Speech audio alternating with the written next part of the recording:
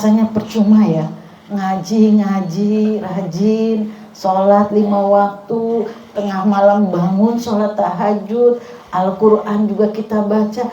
Ternyata gara-gara satu sifat tersebut, yaitu mudah sekali marah, membuat kita masuk ke dalam neraka. Kira-kira mau berjanji gak mulai sekarang kita nggak marah lagi gitu. Karena ternyata juga menahan amarah, ya tadi marah, sekarang menahan amarah yang nggak perlu bayar. Menahan amarah itu nggak perlu bayar, nggak perlu bercucuran darah, nggak perlu mengangkat senjata. Itu bisa membawa kita ke dalam surga. Cuma beda tipis antara surga dan neraka, hanya gara-gara marah. Kita marah, kejeglong masuk neraka. Kita nggak marah, masuk ke dalam surga. Hadisnya apa? La taghdab walakal jannah. Kamu jangan marah, kamu masuk surga. Ringan banget kan? Nggak pakai duit, nggak harus bercucuran darah, nggak berkeringat, cuma disuruh menahan marah gitu. Seringan itulah masuk surga ternyata. Seringan itu juga masuk ke dalam neraka. Tinggal pilih. Jadi kita hidup ini pilihan, mau masuk ke dalam surga atau masuk ke dalam neraka dengan menahan marah gitu. Maka harus kita kenali apa sih penyebab kita marah itu. Gampang kita bilang jangan marah, jangan marah, nanti kamu masuk ke dalam neraka.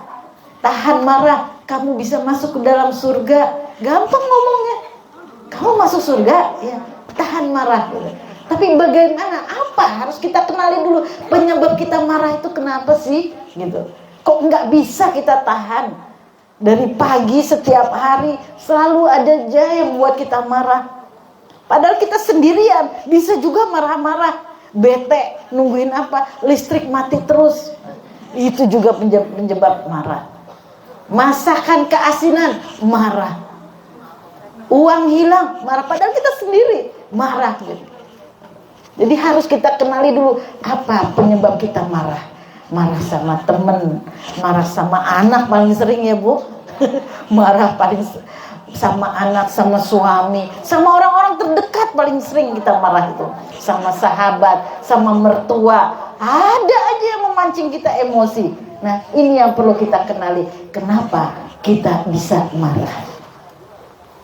Yang pertama kita marah itu karena kita merasa paling benar. Setuju Ibu? Kenapa kita marah sama suami? Kita ini bener loh.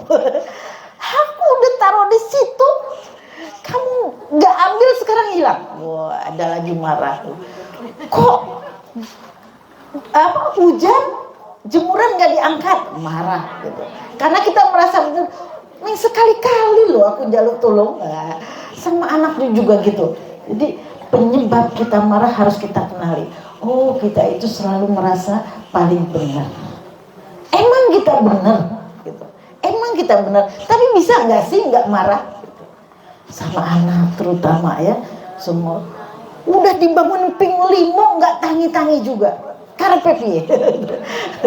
Itu. Wah, kesel banget. Atau anak bentak kita, ibu gitu, aku bisa ngelahirke kue le. Oh udah mulai keluar bidan kita, melahir. Jadi ada aja penyebab kita marah. Yang ngerinya kalau bulan puasa itu, kok nggak bisa menahan marah, padahal udah tahu batal puasa kita. Gitu. Karena tadi ternyata karena kita selalu merasa paling benar. Gitu. Boleh jadi kita benar gitu. Tapi seharusnya ketika kita merasa benar itu ya, kita harus merasa bahwa ini adalah hadiah dari Allah, hidayah dari Allah, kita benar.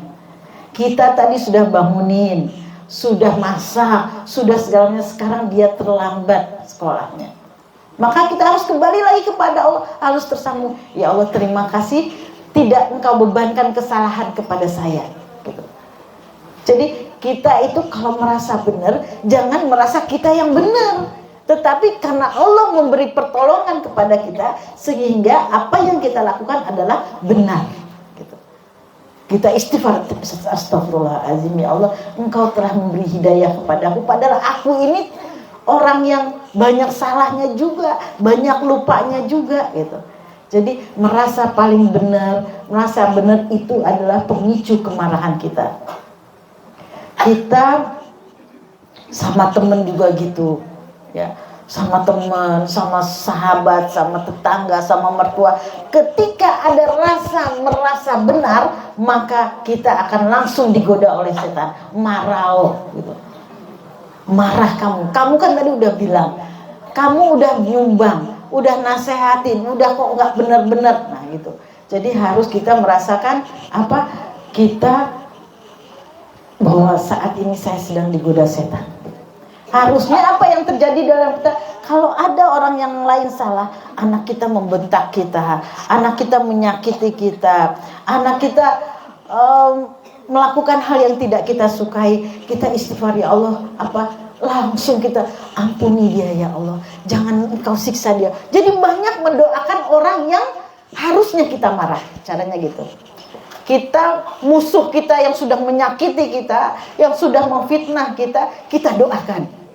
Ternyata itu cara kita merendam kemarahan yang diajari oleh Rasulullah SAW.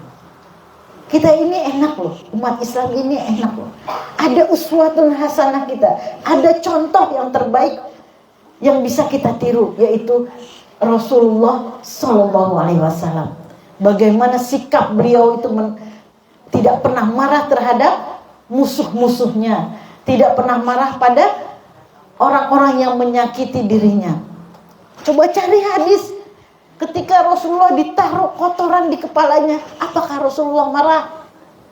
Ketika pengemis buta itu memaki-maki dia, apakah Rasulullah marah? Bahkan ketika ada orang yang sangat jahat sekalipun, yaitu orang-orang yang telah membunuh umat Islam di medan perang dan akhirnya ditawan oleh Rasulullah, apa kata si ditawanan itu? Ya Rasulullah, kalau engkau bebaskan aku, akan aku beri engkau emas berpeti-peti. Aku punya banyak harta. Gitu. Padahal dia sudah menyakiti. Setiap Rasulullah lewat dia ludahin. Terus setiap lewat maki-maki di dalam penjara itu dia maki-maki terus Rasulullah. Tapi Rasulullah selalu datang salamun, memberi keselamatan, salamun gitu. Jadi selalu tersenyum. Satu hari, 2 hari, akhirnya ke hari ke-7 si tawanan itu bilang, kok ini orang baik juga ya. Udah aku ludahin, udah aku maki-maki, dia selalu lewat dan senyum menanyakan kesehatan saya. Akhirnya dia beranikan, wahai Muhammad, apa yang kamu inginkan? Emas berapa yang kamu ingin? Aku punya banyak harta, tapi tolong lepaskan aku. Terus apa?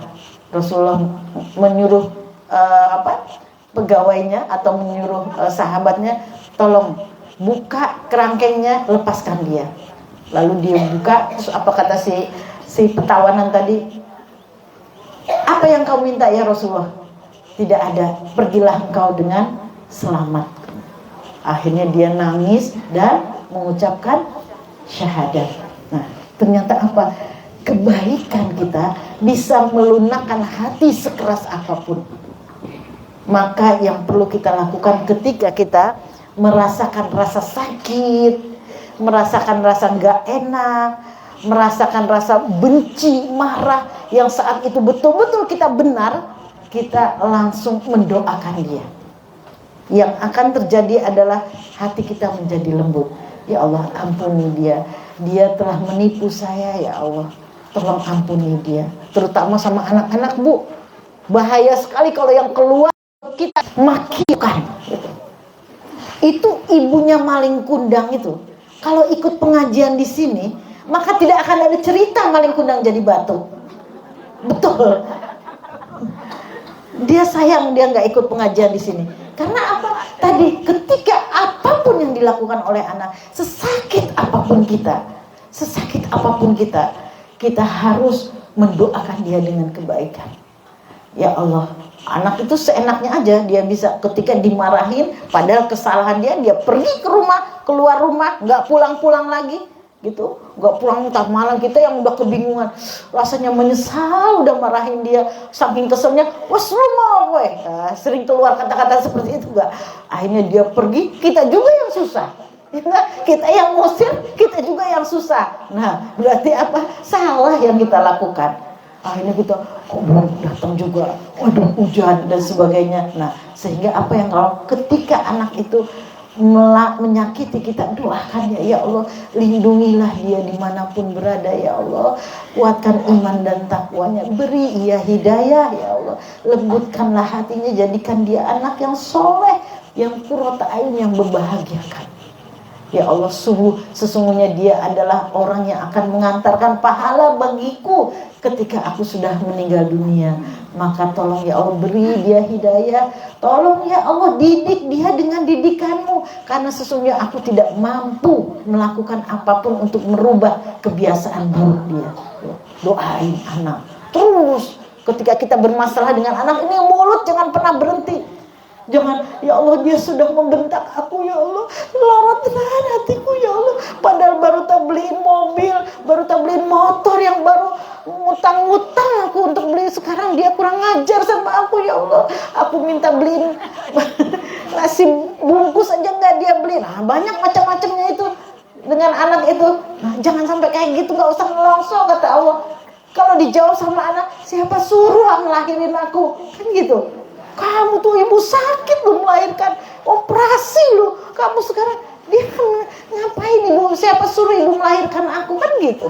Jadi nggak usah ngutang-ngutangin budi kita melahirkan itu bu. Udah kodratullah gitu. Ngutang-ngutangin budi. Emang kita mau kalau nggak dikasih anak? Gitu. Sakit belum melahirkan, belum hamilnya, menyusuinya, membesarkan kamu itu. Keringat darah bapakmu mencari uang. Waduh, itu drama banget itu. Itu udah bosen anak-anak dengar gitu, udah gitu. Siapa yang nyuruh melahirkan aku, kan gitu nanti dijawab sama dia. Udah enak-enak aku makhluk surga, keluar. Sekarang aku harus puasa, harus sholat, harus berbakti. Banyak sekali, belum tentu lagi masuk surga nantinya, kan gitu. Jadi akhirnya apa yang harus kita lakukan adalah, ya Allah, alhamdulillah telah engkau beri aku anak sehingga aku bisa bahagia. Kan coba bayangin kalau kita nggak punya anak, setiap ada yang nanya anaknya berapa, sedih. Ada temen hamil melahirkan nggak tili, apa grantes, kan gitu ya. Walaupun ya sebenarnya walaupun anak itu bukan masalah hidup kita gitu, bukan satu-satunya masalah hidup kita. Yang kalau nggak punya anak kiamat lah kita itu, bukan. Yang punya anak juga merasa kiamat banyak gitu. Jadi nggak usah, wah Bu Novi nyindir aku nggak punya anak, bukan. Sebenarnya yang punya anak juga pusing Bu, sama-sama pusing sebenarnya. Iya sebenarnya malah pusing. Sampai kemarin anak saya ini cerita di Jakarta, dia sekolah di perguruan tinggi ilmu Al-Quran sambil menghafal Quran. Udah gitu, nak, dia, ma aku butuh motor katanya. Yang bekas aja ya nak ya. Soalnya kalau yang baru ada harus pakai KTP sini, ngirimnya ke sana juga mahal dan sebagainya. Apa dia jawab? Mah, aku tuh udah pusing mah. Ngapalin Quran, belajar bahasa Arab, harus gini-gini. Kenapa mama masih ngasih aku motor bekas, katanya gitu kan.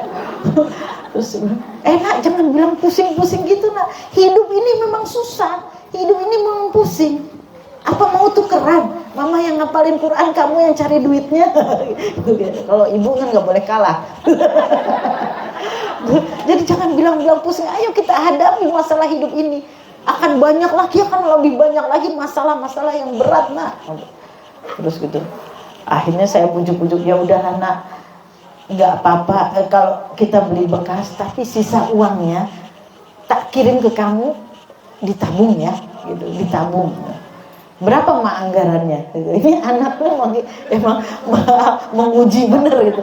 Berapa anggarannya? yang punya bapak itu 18 juta nak. Genio. Mah, ngasih motor itu sesuai zamannya mah. Waduh, zamannya lagi. Maksudnya zamannya gimana nak? Itu kan baru, bapak juga baru beli 18 juta. Ya paling tidak Vario lah mah. Ya oke lah 22 juta. Mah, 22 juta itu tipenya paling rendah mah. Aduh, Masya Allah ini benar-benar astagfirullah. Menguji jiwa. Dikasih baru masih ngenyang gitu. Terus berapa nah? Paling tidak 25 juta. Nah, saya itu tipe seorang ibu yang tidak mudah kalau ngasih. Harus berjuang, harus nggak gampang gitu. Harus apa ya, bawa anak itu nggak gampang gitu loh. Kalau kita gampang ngasih ke anak, dia gampang juga hilangnya. Jadi mensyukurinya tuh nggak banget gitu. Tapi kalau nanti ya nak. Akhirnya saya bilang, ya udah nak, nanti ya pulang, kalau bapak pulang dari umroh, kalau ada uang lebihnya dikirim. Akhirnya ya udah mah yang 18 juta aja kata dia gitu kan. Nah gitu. Jadi kita harus pakai apa ya? Pakai strategi menghadapi anak itu. Udah mah 18 juta, ngedenger saya kok sampai nanti kalau ada lebihnya gitu, dia tuh langsung merasa lembut hatinya gitu. Nah itulah, jadi intinya bahwa harus walaupun kita harus sabar sama anak, tetapi juga harus memiliki strategi gitu. Jadi akhirnya pokoknya dalam segala masalah apapun caranya kita tidak marah, jangan merasa benar gitu. Misalnya udah kita pesankan sama suami itu matiin lampu, ternyata nggak dimatiin lampunya, atau apalah yang bisa memicu masalah dalam keluarga itu, kita harus istighfar aja. Kalau terasa sakit Bu ya, terasa sakit, ya Allah sakit banget ini, aku kok dicaci maki seperti ini, aku dibentak-bentak gini, udah dari pagi aku menyediakan masakannya buat anak-anak cuma nggak dimakan, cuma dilepeh, sakit banget ya Allah. Itu sebenarnya apa? Hadiah juga dari Allah untuk mengampuni dosa-dosa kita. Jadi Allah itu maha baik, apapun yang terjadi adalah kebaikan buat kita. Itu yang harus kita pahami, bahwa apapun yang terjadi di dalam hidup kita ini adalah kebaikan buat kita. Termasuk tadi hal-hal yang menyakitkan tadi. Ya Allah, jadi kalau kita terasa sakit, pegang hati kita nih, pegang. Astagfirullahaladzim. Nikmati bahwa ada dosa-dosa yang mereteli dari dalam diri kita ini gitu. Dari buku yang sudah dicatat malaikat tadi, yang tanya dosa mereteli gara-gara apa? Rasa sakit yang kita rasakan. Akhirnya kita bisa senyum, bisa mendoakannya. Jadi utamanya adalah bagaimana kita bisa berdoa, mendoakan orang yang kita sakit hati. Insya Allah pertama hati kita dilembutkan.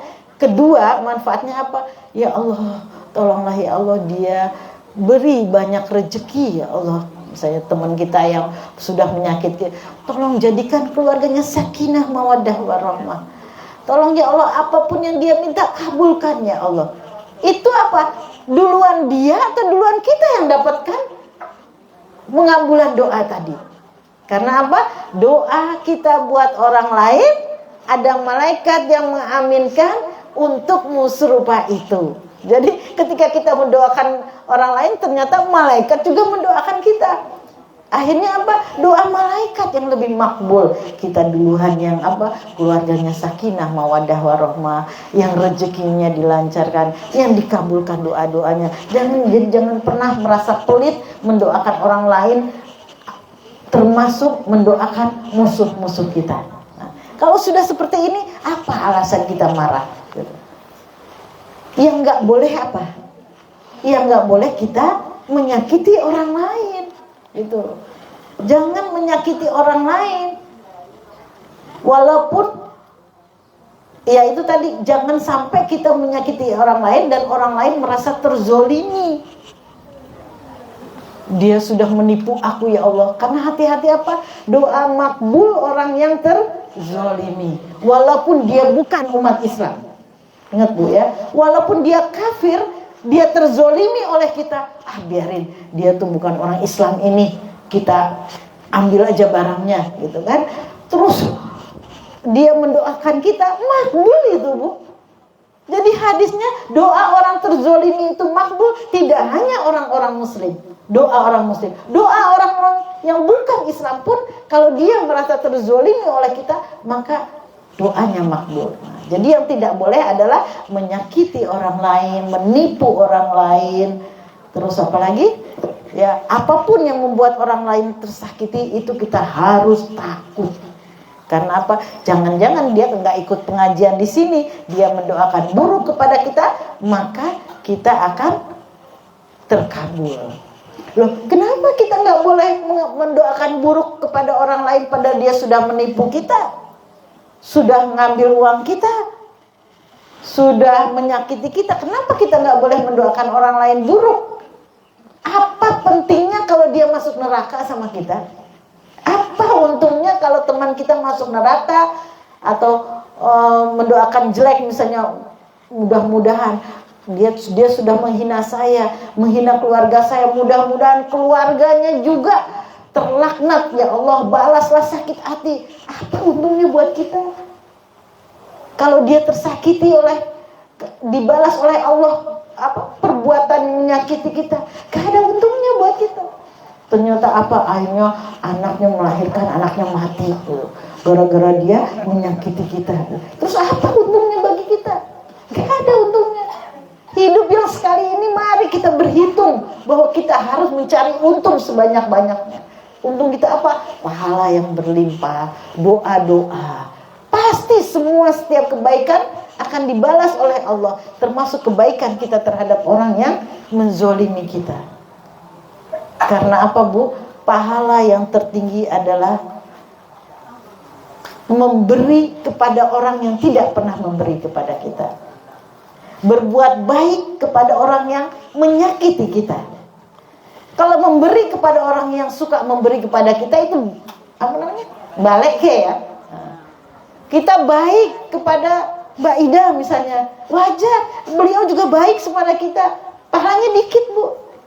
Tapi kepada orang yang sangat menyakiti kita, kita tetap berbuat baik, itu pahalanya langsung naik tinggi ke langit. Selain kita satu marah ya, tadi dengan cara apa? Kita merasakan kita jangan pernah merasa kita selalu benar. Karena sesungguhnya apa? Sesungguhnya yang benar itu hanyalah Allah. Kalau kita benar adalah Allah meneteskan hidayahnya kepada kita. Yang kedua, kalau kita suka berdebat, Bu. Kemarin-kemarin waktu pilpres suka berdebat dan sebagainya. Ternyata Allah tuh gak suka sama orang yang suka berdebat. Gak suka, walaupun kita benar. Jadi ketika kita berdebat, ternyata kita benar, kita kasih tahu dia ngeyel dan sebagainya, udah tinggalkan perdebatan itu. Itu Allah yang akan meneruskannya gitu. Bagaimanapun dia tidak akan menang kalau dia salah itu. Allah yang akan meneruskannya dengan apa? Yang mungkin dia, sebenarnya aku yang salah. Dalam hatinya seperti itu, gitu. Orang yang meninggalkan perdebatan, padahal dia benar, apa kata Allah? Sudah disiapkan istana di pinggiran surga. Mau nggak, Bu, istana di pinggiran surga? Lumayan ya. Lumayan ya. Dapat di pinggiran juga nggak apa-apa, ya Allah, jangan sampai direbus dia dalam api neraka, ngeri banget. Nah, itulah yang terjadi kalau kita bisa menahan marah, meninggalkan perdebatan, gitu, maka kita bisa dibuatkan istana di pinggiran surga. Ini hadisnya sahih banget. Rasulullah pernah bertanya seorang, ya Rasulullah, siapakah orang yang kuat itu? Sahabat pada nggak tahu siapa yang kuat itu, ya Rasulullah. Adalah orang yang bisa menahan amarahnya. Jadi ini adalah perbuatan-perbuatan yang dicintai oleh Allah. Menahan marah itu kayaknya gampang, kayaknya nggak pakai biaya, tetapi hadiahnya benar-benar surga, ibu-ibu. Disebutkan al-mu'minun qawiyun ahabu ilallah minal mu'minin dhaifun. Orang mukmin yang kuat lebih dicintai oleh Allah dibanding mukmin yang lemah. Kuat itu bisa kuat hartanya, bisa kuat badannya, bisa kuat imannya, dan paling besar adalah kuat itu karena dia mampu menahan marah. Jadi saat kita bisa menahan marah, disitulah Allah mencintai kita. Jadi nggak ada ruginya ternyata kita untuk bisa tidak marah walaupun kita dalam keadaan benar, gitu. Karena apa? Allah mencintai kita. Kalau Allah sudah mencintai kita, Masya Allah. Kalau Allah sudah mencintai kita, maka Allah akan menjadi tangan kita. Tangan kita selalu berbuat baik. Akan menjadi penglihatan kita, dilihatkan yang baik-baik. Akan menjadi hati kita selalu bahagia, sakinah, mawaddah, warahmah.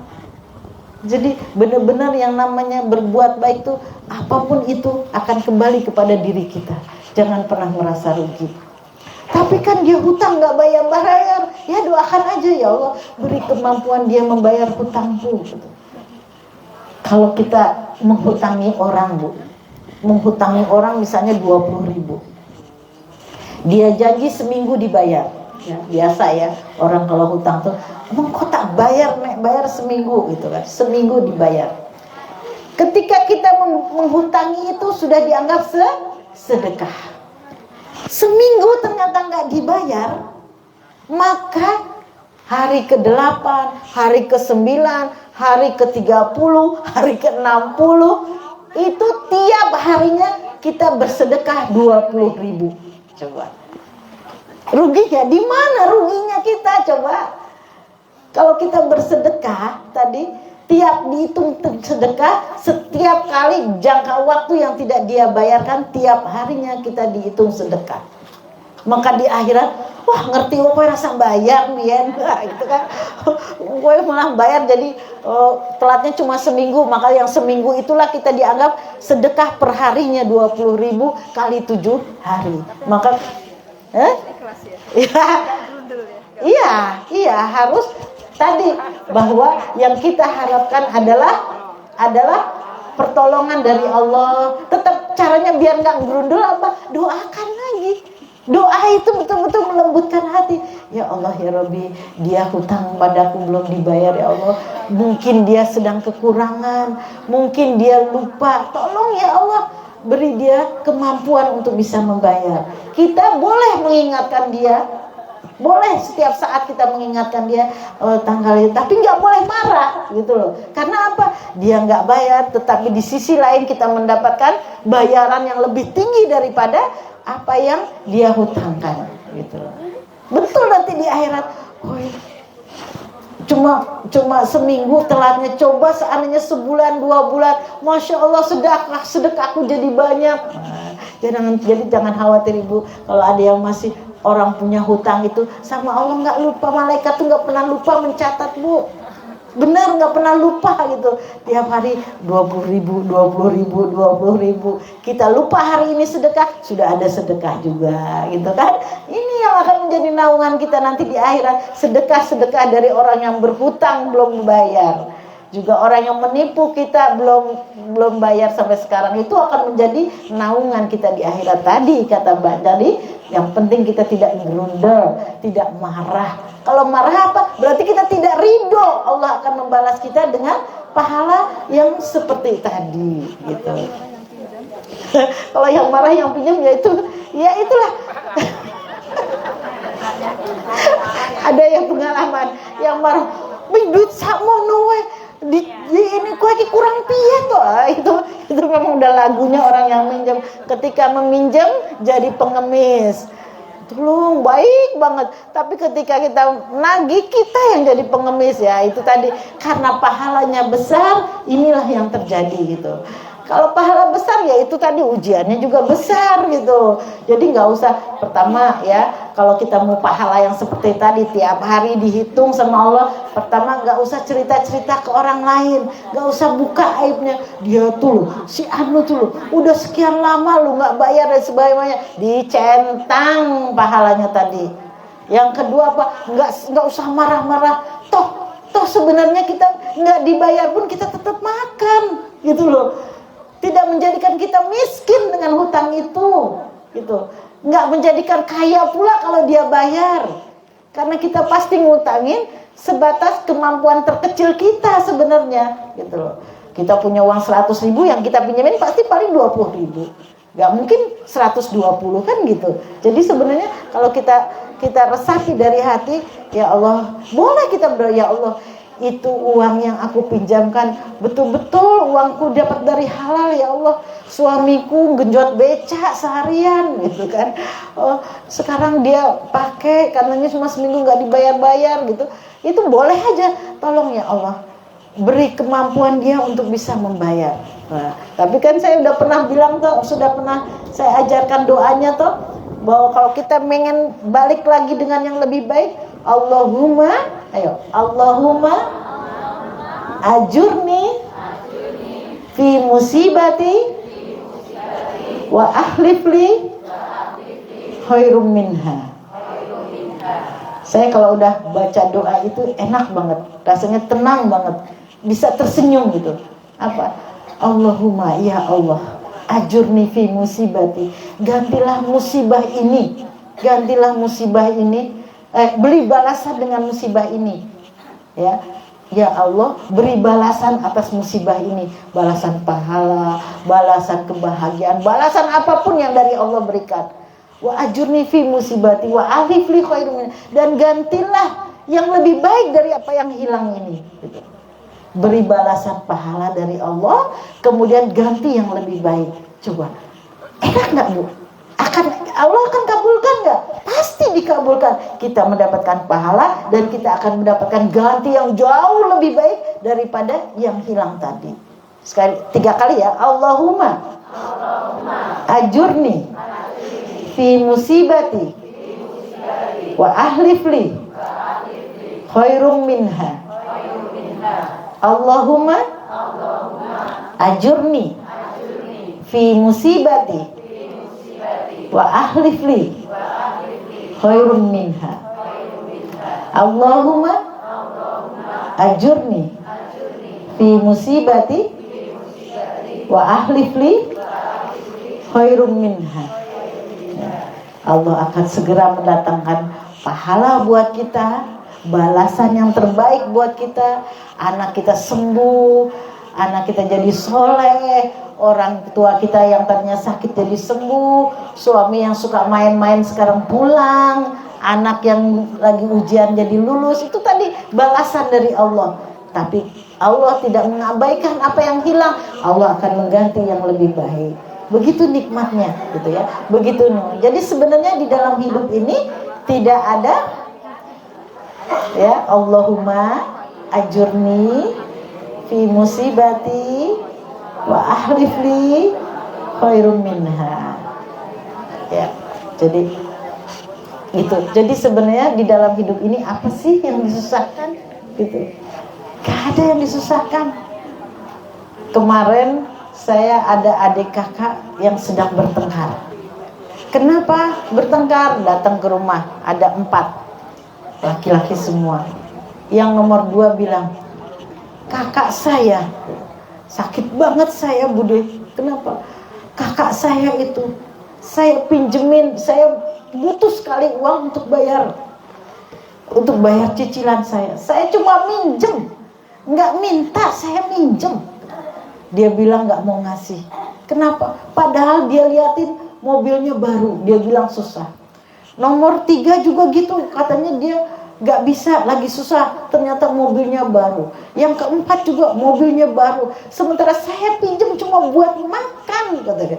Buat makan pinjem loh, nggak minta, nggak dikasih. Bukan makan, buat bayar SPP anak saya, dia nggak ada, katanya. Dia sedang tidak ada. Sakit banget tuh, sakit banget. Gimana caranya gitu? Kalau kita bilang, kalau melihat dia sebagai dia, katanya hidup ini nggak ada susahnya, katanya hidup ini baik. Kok kalau melihat gini betapa sakitnya dia gitu. Mobilnya yang kakak-kakak adiknya baru-baru semua. Terus saya bilang gini, Allah memberi rezeki itu tidak sama bagi semua manusia. Yang tidak sholat pun Allah kasih rezeki. Bahkan yang kafir, yang sudah mengkhianati Allah, bermaksiat kepada Allah juga dikasih rezeki. Bahkan lebih banyak daripada orang yang suka sholat, yang suka sedekah. Kenapa Allah seperti itu? Karena ternyata rezeki dunia itu harganya tidak lebih daripada selembar sayap nyamuk. nggak ada artinya, nggak direken sama Allah. Berapa kamu pengen kekayaan? Dikasih 1 gunung, 2 gunung, tapi ada masanya kamu mati, ada waktunya kamu mati, kamu nggak bisa menghindarinya. Walaupun kamu punya gunung emas 2 gunung, kamu waktunya mati, ya mati, dan kamu tidak bisa membawa ke dalam akhirat. Itulah yang namanya rezeki, itu sebenarnya tidak ada harganya. Tetapi hidayah yang Allah berikan, keimanan yang Allah berikan, dan kamu mampu melakukan apapun yang Allah beri hidayah. Kamu bisa sholat, kamu bisa ngaji, bisa berbuat baik. Itulah yang termahal sebenarnya, karena itu akan kamu bawa mati. Jadi kamu jangan membanding-bandingkan, kakakmu bisa kaya, adikmu bisa kaya. Kamu bisa sholat nggak? Kamu masih bisa ngaji nggak?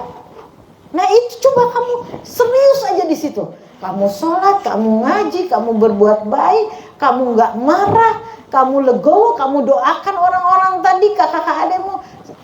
Tunggu, Allah pasti akan beri kabar gembira buat kamu. Jadi kamu nggak bisa menyelesaikan persoalan ini, nggak apa-apa. Memang nggak bisa. Allah memang tidak memberi kemampuan kita untuk menyelesaikan persoalan. Tapi kamu diberi kemampuan untuk sholat, untuk memperbaiki ibadahmu, untuk puasa, untuk ngaji. Itu aja yang kamu lakukan. Kamu konsentrasi di situ, maka duniamu Allah selesaikan. Tahu seminggu lagi dia datang. Ya Allah Bude, saya tuh gemeter. Saya ikutin saran Bude. Saya nggak sakit hati sama kakak-kakak yang tadinya marah-marah, dia bener-bener marah, istrinya nangis terus gitu kan. Oh, ketika saya sudah ikhlas, saya nggak sakit hati, saya berdoa siang malam semoga kakak adik saya diberkahi, dilindungi. Kalau dia bawa mobil di jalan, selamatkan dan sebagainya. Saya bukan cuma bisa membayar SPP dari saya ngojek, tetapi juga saya mendapatkan tanah, Bude. Dari mana tanah? Ada yang ngasih. Ngelihat dia begitu rajin sholatnya, kamu di mana? Saya ini, padahal dia lagi bingung gimana caranya bisa bayar kontrakan. Dipinjemin rumah, dipinjemin rumah, saya nggak bayar, disuruh pakai selamanya. Nah, jadi kalau saya mau yakin aja lah. Jadi kalau berdoa tuh harus yakin gitu. Jadi jangan kita konsentrasi kepada apa yang kekurangan kita. Saya butuh uang, gimana nyarinya ya, dan sebagainya. Ya kita kerja aja, mau gimana? Kita kerja ya kerja sesuai dengan kita kerja. Ini saya kerja siang malam juga nggak akan bisa saya bayar SPP. Maka kita nggak perlu kita pikirkan bagaimana caranya membayar SPP, tapi bagaimana caranya kita mendekat kepada Allah, mahabbah, merasakan cinta kepada Allah. Allah kalau sudah hambanya cinta, apa yang gak dikasih sama Allah? Dunia dan seisinya milik dia. Kalau cuma bayar SPP gampang gak sama Allah? Gampang. Dan ntar tadi dikasih bonus lagi, tadi dipinjemin rumah gak bayar, padahal yang dia cari cuma bayar SPP. Dia lupa kalau rumah kontrakannya juga sudah habis. Ternyata ada yang SPP kebayar dari ngojeknya, ternyata ada yang minjemin rumah, boleh pakai selama-lamanya. Coba, alhamdulillah. Ya kayak gitu lah. Kita harus husnuzon billah. Gak ada yang lebih penting daripada kita berbaik sangka kepada Allah. Kembali lagi kepada marah tadi. Rasulullah SAW sebagai tauladan kita itu tidak pernah marah apabila menyangkut kepada dirinya sendiri. Kayak tadi dicaci maki, ditaruh kotoran ya, dihina, difitnah, pokoknya banyak sekali, dilempari batu. Di Gunung Uhud itu ketika beliau hijrah di Gunung Uhud juga beliau berdarah-darah. Ketika ke Taif, bagaimana sepanjang jalan beliau dilempari batu, berdarah-darah. Beliau nggak marah. Yang marah malah malaikat Jibril kan, melihat beliau berlumuran darah gitu, langsung, ya Rasulullah, kekasih Allah, gunung mana yang akan aku lemparkan kepada penduduk Taif ini biar mereka hancur lebur jadi pasir? Coba, Rasulullah udah ada yang membela dia apa? Tidak ada ya, tidak ada. Wahai malaikat Jibril, jangan engkau marah mereka. Aku masih yakin bahwa nanti di antara mereka anak-anaknya akan beriman kepada Allah, akan beriman. Jangan, kalau engkau binasakan mereka, maka akan habis yang akan menyembah Allah. Gitu. Jadi Rasulullah udah segitu penghinaan, cacian, makian, ternyata apa? Sama sekali tidak marah. Dan ternyata sekarang yang pernah umroh mungkin ya, yang datang ke Taif, orang Taif itu sekarang berimannya luar biasa kepada Allah Subhanahu wa taala. Menjadi pembela Rasulullah, dan di sana tumbuh subur buah-buahan. Zaitun dari sana, buah anggur, buah segala macam, bagus sekali tanahnya, dan mereka adalah orang-orang yang beriman kepada Allah Subhanahu wa taala. Nah, inilah kita harus mencontoh Rasulullah. Rasulullah itu tidak pernah marah di apapun juga, tetapi Rasulullah marah kalau agamanya dihina, kalau agamanya dinistakan. Kita juga gitu. Kalau ada yang menghina agama kita, masjid dibikin kayak Natalan gitu, harus ada bangkit. Ya Allah, ini nggak benar ini, gitu kan? Tiba-tiba azan hilang, tinggal running tag, harus ada timbul. Ya Allah, ini kok terlalu banget ini. Harus ada kemarahan di dalam hati kita. Kalau agama kita dinistakan, maka kita harus bangkit, ya, bangkit. Harus merasa marah. Nah itu. Jadi pernah lagi ketika ada orang mencaci maki Abu Bakar di hadapan Rasulullah. Abu Bakar dicaci maki, Abu Bakar diam. Rasulullah tersenyum. Dicaci maki lagi, Abu Bakar diam. Rasulullah tersenyum. Pas yang ketiga kali dicaci maki lagi, Abu Bakar mulai marah. Apa sih mau kamu? Dari tadi aku sabar, sekarang kamu nggak mau lagi. Terus Rasulullah pergi. Bingung Abu Bakar loh. Kok Rasulullah pergi dikejar? Ya Rasulullah, kenapa engkau seperti ini? Tadi aku dicaci maki, engkau senyum. 2 kali aku dicaci maki, engkau senyum. Pas yang ketiga engkau pergi. Kenapa? Padahal aku dicaci maki tadi, aku udah sabar loh Rasulullah. Apa kata Rasulullah? Ketika pertama kali engkau dicaci maki, engkau diam, maka aku melihat banyak malaikat turun ke bumi mendoakanmu. Pas yang kedua engkau juga diam, tambah banyak malaikat yang turun ke bumi mendoakanmu. Pas yang ketiga engkau marah, semua malaikat pergi, maka aku pun pergi. Jadi ingat-ingat ya Bu ya, kalau kita marah ternyata apa? Malaikat pergi semua dari kita. Makanya kalau kita marah ngaca deh Bu. Marah ya, ngaca. Masya Allah, ada setan di kaca gitu kan. Wih, jelek banget. Gitu. Banyak sekali, matanya merah, senyum susah banget gitu kan. Nah gitu, ngaca Bu. Kalau lagi marah sama anak, sama semua, langsung ke kamar ngaca. Iya, ada setan, ngeri banget. Nah itu tadi, ketika kita sabar, maka malaikat akan berkerumun kepada kita, menengadahkan tangannya, mendoakan kita. Dan ketika kita marah, malaikat gak ada satupun yang mendoakan kita. Disitulah terus setan menggoda kita. Emang suamimu tuh kurang ngajar. Emang suami nanti besok nanti gak usah dibukain pintu. Emang anakmu tuh kurang ngajar. Doain yang jelek-jelek aja. Itu setan semua yang membisikkan. Maka jangan salah, ketika kita marah itu banyak bisikan-bisikan yang negatif gitu. Maka kalau kita menemukan sesuatu yang tidak kita sukai, jangan langsung dilontarkan. Saya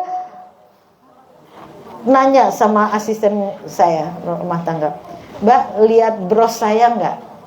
Saya tempelin di kerudung, lihat nggak? Kan dia yang nyuci kan? Apa jawabannya? Ora Bu, aku yang gak ngopo Bu, neming bros aku iso tuku. Panas gak Bu? Saya di kamar, orangnya di luar. Kalau saat itu saya panas, saya keluar, apa yang keluar coba?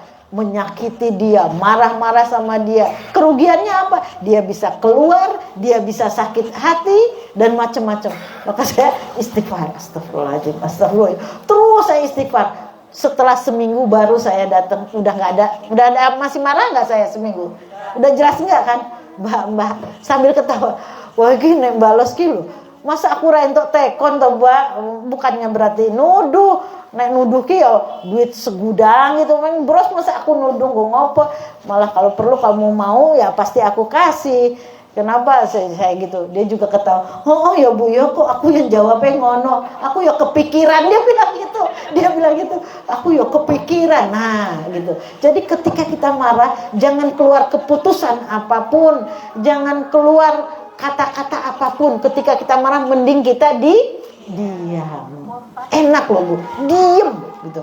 Kita ini nggak bisa kalau kita ngomong, kita pasti keluarnya marah. Mending diem. Mending diem, masuk kamar, tidur.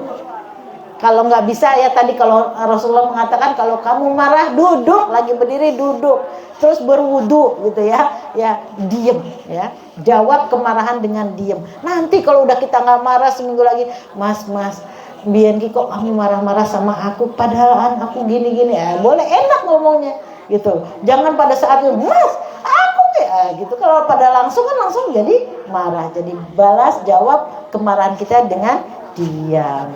Demikian ibu-ibu, saya tahu panitia masih ada urusan dengan ibu-ibu semua. Terima kasih, mudah-mudahan ada yang ada manfaatnya. Semangat terus pengajiannya karena banyak sekali keberkahan di sini, termasuk keberkahan mendapatkan kerudung yang cantik ini. Mohon maaf atas segala kesalahan. Mudah-mudahan saya bisa melaksanakan apa yang bisa yang saya sampaikan sendiri. Wabillahi taufiq wal hidayah. Assalamualaikum warahmatullahi wabarakatuh.